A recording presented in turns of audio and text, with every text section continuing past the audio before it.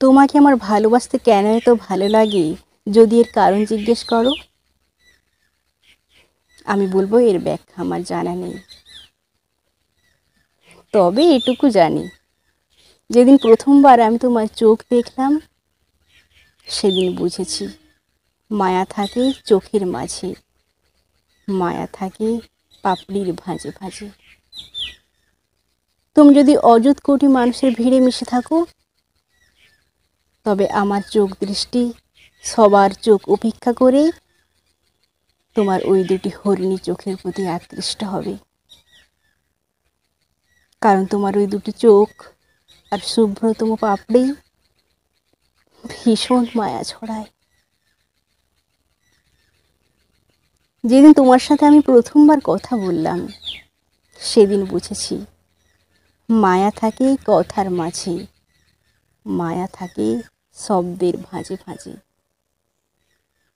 তুমি যদি শত কোটি মানুষের ভিড়ে মিশে থাকো,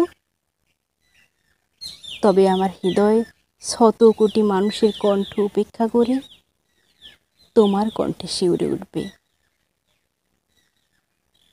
কারণ তোমার ওই মায়াবী কণ্ঠ ভীষণ মায়া ছড়ায়। যেদিন তোমার সাথে আমি একসাথে হাঁটলাম সেদিন বুঝেছি মায়া থাকে হাঁটার মাঝে, মায়া থাকে পায়ের চাপে চাপে। তুমি যদি শত কোটি মানুষের ভিড়ে মিশে থাকো, তবে আমার চোখ তোমার হাঁটার প্রতি আকৃষ্ট হবে। কারণ তোমার ওই সুন্দর চলন ভীষণ মায়া ছড়ায়।